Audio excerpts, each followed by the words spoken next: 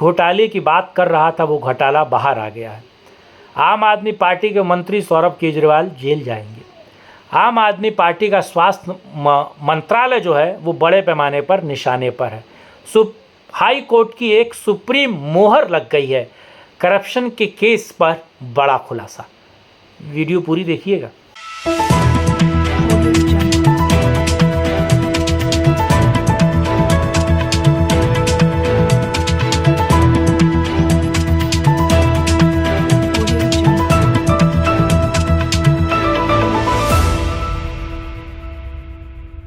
नमस्कार, मैं कुमार श्रीकांत आपका स्वागत करता हूं और खबर आरंभ करने से पहले आप लोगों से ये गुजारिश है कि वीडियो को लाइक, शेयर, चैनल को सब्सक्राइब कीजिए और वीडियो को डिफरेंट प्लेटफॉर्म पे शेयर भी कीजिएगा। और डिस्क्रिप्शन में जो नंबर है गूगल पे, फ़ोनपे और पेटीएम के माध्यम से आप उसमें सहयोग और समर्थन भी कर सकते हैं। पूरी कहानी समझिए और पूरी कहानी बहुत महत्वपूर्ण है। 2017 में दिल्ली के हेल्थ डिपार्टमेंट ने, आपको पता है, मोहल्ला क्लिनिक खोले। मोहल्ला क्लिनिक को लेकर उन्होंने अलग अलग अंतर्राष्ट्रीय मीडियाओं में, अलग अलग टीवी चैनलों में, अलग अलग अंतर्राष्ट्रीय अखबारों में वाहवाहियाँ लूटी। वो एक स्कैम था, वो बात अलग है। आज दिल्ली हाई कोर्ट ने क्यों कहा, और आप समझिए दिल्ली हाई कोर्ट ने दिल्ली में स्वास्थ्य विभाग की गड़बड़ियों, हॉस्पिटल में जो सफ़ेद हाथी खड़े हुए हैं यानी कि जो भ्रष्टाचार है, या फिर दिल्ली में एक जो बड़े पैमाने पर भ्रष्टाचार लगातार चलता है हॉस्पिटल्स के नाम पर, उस पर एक बहुत बड़ा खुलासा आज मैं कर रहा हूं। समझिए, जब अरविंद केजरीवाल जिस दिन जेल गए उसी दिन आतिशी तो आके गाना गा रही थी कि अरविंद केजरीवाल के साथ ऐसा हुआ वैसा हुआ।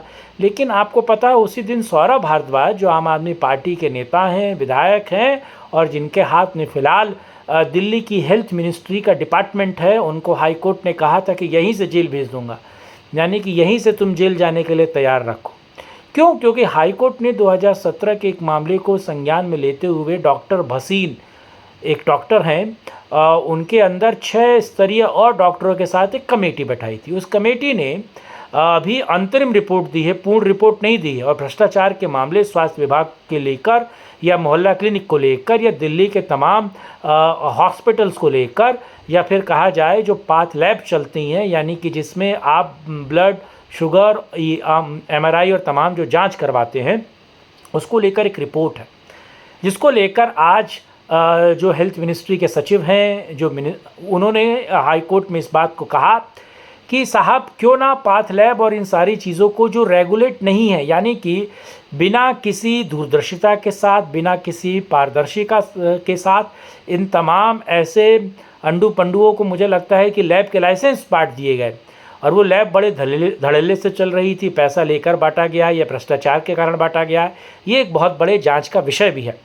अब वो लैब्स चल रही थी, उन लैब्स में क्या हो रहा था कि किसी भी व्यक्ति का टेस्ट हो रहा था और वो लैब की टेस्टिंग जो रिपोर्ट्स थी वो प्रमाणिक नहीं थी, वो कहीं से भी टेस्ट हो रही थी। और दिल्ली में आपको पता बड़े पैमाने पर लैब का एक धंधा चलता है जो दिल्ली सरकार द्वारा प्रमाणित तो है, लेकिन हेल्थ मिनिस्ट्री और उस पूरे नॉर्म्स के अनुसार वो किसी लायक नहीं, रद्दी के टोकरे में फेंकने जैसी वो रिपोर्ट्स निकालते हैं। आपको पता है बहुत बड़ा स्कैम है। आज दिल्ली सरकार ने हाई कोर्ट में इस बात को कहा है कि क्यों ना इन लैब्स को आप रेगुलेट कर दीजिए, यानी इनको मान्यता दे दीजिए। हाई कोर्ट ने सीधे कहा है कि हम इनको मान्यता नहीं दे सकते, क्योंकि ये नियमों को ताक पर रखकर किया गया है, क्योंकि इसमें बहुत सारे फैक्ट्स और बहुत सारी चीज़ों की गड़बड़ झाला है। और आम आदमी पार्टी की सरकार पर एक गहरा और बेहतरीन तमाचा मुझे लगता है हाई कोर्ट ने मारा है। दूसरा, भ्रष्टाचार की आप पारदर्शिता या फिर भ्रष्टाचार की मुहिम जो आम आदमी पार्टी चलाती है उसको समझिए। किस तरीके से दिल्ली में ये जो छोटे छोटे मोहल्ला क्लिनिक्स खुले हुए थे, 1 घंटे में 60 मिनट होते हैं और 60 मिनट के अंदर 200 लोगों का इलाज या 200 लोगों को डॉक्टर देख लेता है।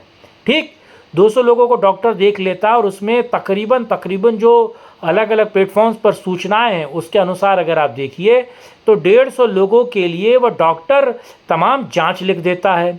अब मोहल्ला क्लिनिक का या आम आदमी पार्टी या सरकार का नेक्सस जो खबरें हैं वो ये बताती हैं कि साहब वो सोशल मीडिया में भी ये खबरें हैं कि वो नेक्सस ये बताता है कि 150 जांच हो रही है, 200 लोगों को 1 घंटे में देखा जा रहा है, यानी कि 10 या 20 सेकंड के अंदर एक व्यक्ति को डॉक्टर कंसल्ट कर रहा है। आप समझ रहे हैं, 200 लोगों को देखा जा रहा है, 150 लोगों की जांच लिखी जा रही है। और आप समझिए जिस व्यक्ति को देखा जा रहा है ना उसका मोबाइल नंबर है, ना उसका आधार है, ना उसका सही तरीके से नाम है। एक बहुत बड़ा इसमें भी स्कैम है जिसकी सीबीआई जांच कर रही है, इंटेलिजेंस मुझे लगता है जिसकी जांच में लगी हुई है।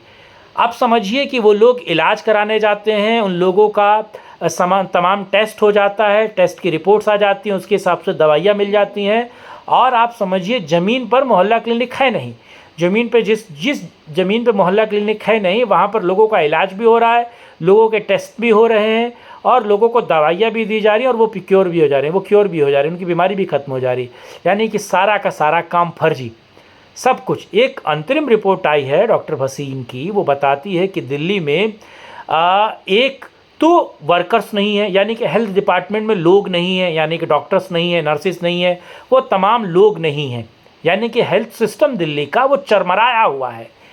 क्या अरविंद केजरीवाल जो अपना इतना बड़ा मेमोरेंडम चलाते हैं और कहते हैं कि साहब हेल्थ इंफ्रास्ट्रक्चर में दिल्ली सबसे बड़ी और सबसे बेहतर है। कोविड में आपने हाल देखा, दिल्ली में ऑक्सीजन नहीं था और तमाम तरह की चीज़ें हुई, लेकिन केजरीवाल ने अपना सीना फुलाए रखा।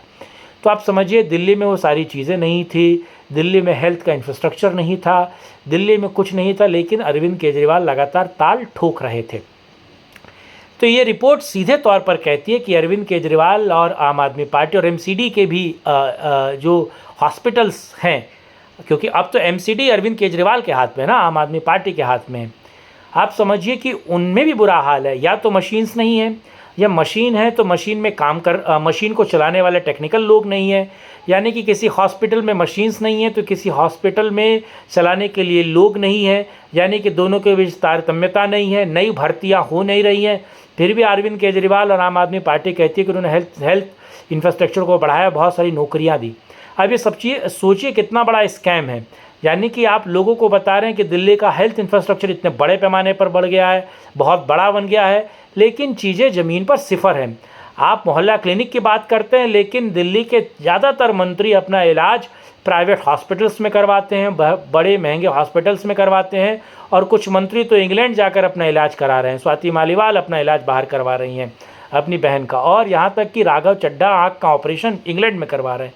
तो आप सोचिए ये कितना गड़बड़ घोटाला है और कितने बड़ा स्कैम की एक तरीके से ये शुरुआत है जो निकल रही है धीरे धीरे, और इस पर जांच हो रही है। बहुत जल्दी सीबीआई जांच भी होगी, है बहुत सारी चीज़ें, और इस पर संतुष्टि हो गई है सीबीआई जांच की। तो यानी कि एक बहुत बड़ा स्कैम आपके सामने आ रहा है, जिस स्कैम को मैंने आपको बताया है।